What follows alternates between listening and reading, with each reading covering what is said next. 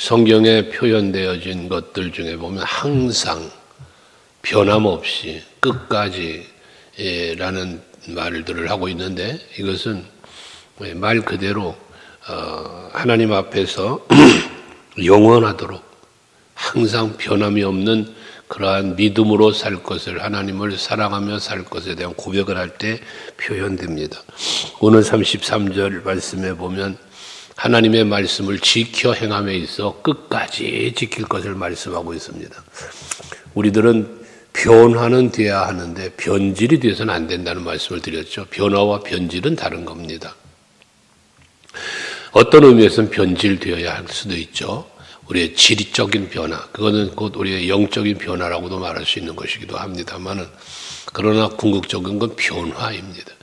근데 이러한 변화는, 긍정적인 변화는 이루어져야 하겠고, 그러나 우리가 변하지 말아야 할 것이 있는데, 하나님을 향한 우리의 믿음, 하나님을 향한 우리의 마음은 변함없이 끝까지 항상 하나님을 향하여 살아야 할 것입니다. 그 표현이 바로 말씀대로 순종하며 사는 것이 되겠죠. 근데 이렇게 끝까지 지킨다는 말씀을 하면서 34절에 보면 전심으로 지킨다라고 말씀을 합니다. 전심으로라는 말을 해요. 끝까지 전심으로, 온 맘 다해서라는 거죠. 근데 그렇게 하려니까 뭐하나? 깨닫게 해달라라는 간구를 합니다. 우리가 하나님의 말씀을 통하여 받는 은혜는 깨닫는 것이 은혜라고 그랬죠. 깨닫게 하시는 은혜를 받은 우리는 그 은혜에 보답하는 것은 깨달은 대로 사는 건데, 깨달은 대로 사는 것에 대해서 오늘 두 가지 말했어요. 끝까지 전심으로 라고 말입니다. 여러분들도 항상 하나님의 말씀을 대할 때에 성령의 조명 속에서 깨닫게 하시는 은혜를 우리가 잊게 되지요. 그때마다 우리는 항상 그 깨달은 대로 살기 위해 힘쓰는 여러분들이 되시기를 바랍니다. 그렇게 말씀을 지켜 행하면서 끝까지 전심으로 지킬 때에 35절에 보면 나로 하여금 주의 계명들의 길로 행하게 하소서라고 말합니다. 주의 계명의 길을 걷는다. 계명의 길을 걷는다는 것은 순종의 길이고, 그 순종의 길을 걸어가는 것은 주와 동행하는 길이기도 합니다. 그런데 이렇게 주의 그 길을 걸어감에 대해서 내가 이를 즐거워함이니다라는 말씀을 합니다. 계명의 길을 걸어가는 것, 주님과 동행하는 길을 걸어가는 것, 순종하는 삶을 사는 것이 뭐에? 즐겁다라는 표현을 하는 겁니다. 우리가 하나님의 말씀을 즐거워한다, 시편 1편 2절에 말하는데, 여호와의 말씀을 즐거워하여라는 말씀을 하잖아요. 우리가 말씀을 즐거워한다라고 하는 것은 결과적으로는 그 말씀대로 사는 것이 즐거운 거예요. 하나님의 계명을 지켜 순종하는 삶이 즐거운 겁니다. 그 말씀대로 지켜 행하며 순종하는 것이 왜 즐겁습니까? 즐거운 이유는 이 말씀은 하나님의 말씀이기에, 하나님의 언약이기에, 말씀에 순종하는 자에게 주어지는 하나님의 은혜가 있기에, 이 사실을 믿기에 계명의 길을 걷는 것이 즐거울 수밖에 없는 겁니다. 믿음이 없는 사람에게는 이 길은 즐거운 길이 될 수 없습니다. 괴로운 길이 되겠죠. 힘든 길이 되겠죠. 하지만 하나님의 말씀을 믿는 믿음의 사람은 이 말씀대로 사는 것이 행복한 겁니다. 즐거운 겁니다. 여러분이 그러한 즐거움과 행복이 있는 삶으로 말씀에 순종하며 살 수 있기를 바랍니다. 그래서 36절 말씀에 보면 내 마음을 주의 증거들에게 향하게 하시고 탐욕으로 향하지 말게 하소서 했습니다. 내 마음이 말씀을 향하게 해달라는 거예요. 내 마음이 하나님을 향하게 해달라고 말하고 있는 것입니다. 시편 50편 10절 말씀에 보면 다윗은 하나님 앞에 회개하며 기도할 때에 자기 자신의 마음에 대한 간구함을 뭐라고 말합니까? 정한 마음이라는 말을 합니다. 정한 마음을 창조하시고, 자기 마음속에 정한 마음이 달라는 거예요. 흔들리지 않는 마음, 오직 하나님의 말씀, 하나님의 뜻을 찾고 그의 뜻에 합당하게 살 수 있는 그런 마음을 달라는 거예요. 흔들림이 없는 마음 말입니다. 그러면서 정직한 영을 새롭게 해달라라고도 기도를 합니다. 정직한 영이라는 것은 하나님 앞에 거짓되지 않은 진실된 영을 말하지 않겠습니다. 그 영은 곧 성령에 의하여 우리에게 부어지는 영입니다. 여러분들에게 진리의 영이 임하시고 하나님의 영이 임하시면 그 영은 여러분들로 하여금 자유케 한다 그랬잖아요. 요한복음 8장 32절에서. 그것처럼 우리의 마음이 오직 주를 향하고 여기 말씀을 향할 수 있도록 되어진 것을 구하는 것처럼 여러분들의 마음도 그와 같기를 원합니다. 37절은 내 눈을 돌이켰다는 것을 보지 말게 하시고 주의 길에서 나를 산란하게 하소서라고 말합니다. 마음이 주를 향하는 것처럼 내 시선도 내 눈도 주를 향할 수 있기를 구하고 있다는 것입니다. 우리 주만 바라볼지라라는 찬양도 하지만 여호수아나 여호사밧 왕이나 주만 바라본다는 그런 개념의 고백을 하지 않습니까? 조상들처럼 우상 섬길래 하나님 섬길래 누구를 섬길 것이냐 택하라 여호수아는 고별 설교하며 백성들에게 외치지 않습니까? 그런데 나와 내 집은 오직 여호와만 섬길 거야. 너희들도 선택해라 말하는 것처럼 여러분들도 선택을 하셔야 합니다. 내가 하나님 중심으로 살 것이냐 말씀 중심으로 살 거냐 아니면 세상 중심으로 살 거냐 영에 속한 자로 살 것이냐 육에 속한 자로 살 것이냐 선택은 여러분의 몫입니다. 하지만 하나님이 우리에게 요구하시는 건 무엇입니까? 여호와를 경외하여 그 말씀과 규례를 지켜 행하는 것을 하나님은 우리에게 요구하고 있다는 걸 알아야 합니다. 하기 때문에 우리의 마음도 우리의 시선도 오직 주를 향할 수 있는 우리들이 되도록 힘써야 한다는 겁니다. 그래서 38절에 주를 경외하게 하는 주의 말씀을 주의 종에게 세우소서라고 말합니다. 주를 경외하게 하는 주의 말씀이라 그랬어요. 그러니까 결국 말씀은 우리에게 뭘 가르쳐 주느냐? 여호와를 경외하며 살아가는 삶을 이끌어 주는 게 말씀이라는 거예요. 주의 계명이라는 겁니다. 하나님의 말씀은 우리의 인생의 신앙생활의 나침반과 같다라고 말하는 거 아닙니까? 예수께서도 말씀하시잖아요. 내가 길이요 진리요 생명이니. 예수가 길이요, 예수가 진리요, 예수가 생명이에요. 그러니 그 예수로 말미암지 않고는 아버지께로 올 자가 없다고 했는데, 즉 예수로 말미암아서 걸어가는 길을 걸어갈 때 그게 생명의 길이 되고 복된 길이 된다는 사실을 말씀하고 있는 것 아니겠습니까? 그것이 곧 뭐냐? 여호와를 경외하는 자의 삶이라는 거예요. 그게.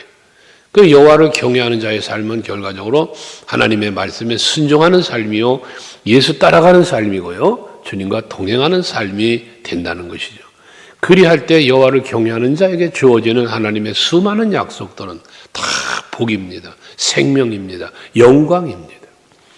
오늘 이 아침 예배하는 여러분들이 여호와를 경외하게 하는 주의 말씀을 따라 살아서 그의 약속된 모든 은혜와 복이 여러분의 누림의 복이 될 수 있기를 축복합니다.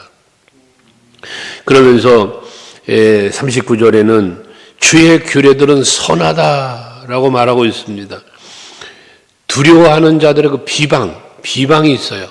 여러분, 말씀대로 살려고 하는 사람은 믿지 않는 자들의 비방거리가 되고 조롱거리가 돼요. 심지어 대적자가 되어집니다. 예레미야 선지자 같은 경우는 하나님이 주신 말씀을 백성들에게 선포할 때에 자기 동족들이 자기를 죽이려고 했잖아요. 그런 위험 속에서도, 그런 위기 속에서도 그는 하나님의 말씀을 전파했고 선포했고, 그 선포한 결과 시드기야 왕에 의해서 감옥에 갇히는 그러한 경우도 겪었지 않았습니까? 그런데 중요한 것은 무엇이냐? 두려워하는 비방들이 내게 있을지라도 그 모든 것으로부터 자기 자신을 지키고 자기 자신을 인도해 줄지는 하나님이시단 말이에요. 주의 길은 선하다. 그 선한 길로 인도하신다는 거예요. 그러니까 아무리 비방이 있어도, 아무리 박해가 있어도 오직 말씀만 바라보고 말씀만 따라가는 삶을 살겠다는 다짐의 모습 아니겠습니까? 초대교회 같은 경우도 사도들과 성도들이 얼마나 많은 박해를 받았습니까? 순교를 당했습니까? 하지만 그러한 고통 속에서도 믿음을 지키며 복음을 위하여 살았잖아요. 복음을 전파했고 믿음을 지켰고 그런 모습들이죠. 그게 곧 말씀의 능력이라는 겁니다. 하나님의 말씀 속엔 그런 능력이 있다는 거예요. 아무리 박해를 받아도 말씀에 대한 불신을 버렸다는 거예요. 오직 말씀만을 바라봤고 의지했다는 겁니다. 불신의 마음을 버렸다는 거예요. 그래서 40절에 말하는 거잖아요. 내가 주의 법도를 사모하였사오니 주의 의로 나를 살아나게 하소서라고 말하는 거예요. 하나님의 말씀을 사모하고 아무리 힘들어도 아무리 사람들이 조롱을 하고 비방을 해도 박해를 해도 말씀을 붙잡는 것이 내가 살 길이라는 사실을 믿은 거예요. 그러니까 그 말씀을 사모했다는 것이거든요. 다니엘이나 그 친구들의 이야기를 우리는 잘 아는 것처럼 금신상을 만들어 놓고 절하면 살려주겠다고 해요. 안 하면 저 풀무불 뜨거운 불 속에 던지겠다는 거야. 그런데 그들의 생각에는 금신상에 절하는 게 사는 길이 아니라 하나님을 섬기는 게 사는 길이라는 사실을 믿었기 때문에 금신상 앞에 절하지 않잖아요. 설령 당신들이 나를 죽인다고 할지라도 그럴지라도 하나님이 우리를 지켜주지 만약에 않는다 할지라도 우리는 절하지 않아 라고 그 믿음을 지켰던 친구들의 모습들. 다니엘은 사자굴에 던져지는 상황에서도 기도를 포기하지 않았던 이런 모습들. 이게 하나님을 중심으로 하나님의 말씀을 중심으로 그것이 살 길이라는 걸 확실하게 믿는 믿음의 사람의 행위인 것입니다. 삶의 모습인 것입니다. 여러분들께서 바로 그러한 말씀에 대한 확신을 가지고 하나님의 언약의 확신을 가지고 여러분들도 담대하게 세상을 이기고 환경을 이기고 승리자의 삶을 살아가는 여러분 모두 되실 수 있기를 바랍니다. 이처럼 믿음을 지키며 산다고 해서 비방하는 자들, 박해, 조롱하는 자들이 없냐? 아닙니다. 끝까지 있습니다. 주님 오시는 날까지 있습니다. 그러나 그럴지라도 하나님께 이 시편 기자는 하나님이 약속한 이 말씀대로 이루어지고 되어질 것을 믿기 때문에 그 되어지는 일들을 가지고 내게 그런 상황에서 주의 인자하심으로 말씀하신 대로 나를 구원해 주세요. 말씀한 대로라는 말은 하나님 말씀한 대로 날 구원해 주세요. 그렇게 해줄 줄 믿는다는 거예요. 그러면 42절에 내가 나를 비방하는 자들에게 대답할 말이 있사오리니 내가 주의 말씀을 의지함입니다. 비방하는 사람들이 조롱하고 비방하고 해도 봐라. 하나님이 나에게 말씀하신 이대로 되지 않았냐. 하나님이 이루어 주셨잖아. 하나님이 날 구원해 주셨잖아. 하나님이 날 지켜 주셨잖아. 할 말이 있다 그 말이에요. 그렇게 해달라는 거예요. 욥이 고난을 당할 때에 와서 친구들이 얼마나 정죄하며 했습니까? 그를 비난했습니까? 그러나 그는 입술로 범죄치 아니하며 전적으로 하나님만을 의지했고 그 결과 그 모든 고통으로부터 벗어나서 갑절의 복을 받는 모든 것이 회복되는 놀라운 기적 같은 일을 경험하지 않습니까? 도리어 자기를 비난하고 비방했던 저들을 위하여 욥이 빌매 하나님이 그들을 용서해 주셨다는 말씀까지 나옵니다. 그러니까 하나님의 약속의 말씀을 믿고 하나님이 구원해 줄 걸 믿고 믿음을 지키는 자에게는 반드시 그에 대한 확신을 갖고 산 것에 해당되는 말할 수 있는 말거리, 간증이라고 말하죠. 우리가 할 수 있는 간증거리를 제공해 준다. 건져주신다는 거야. 지켜주신다는 겁니다.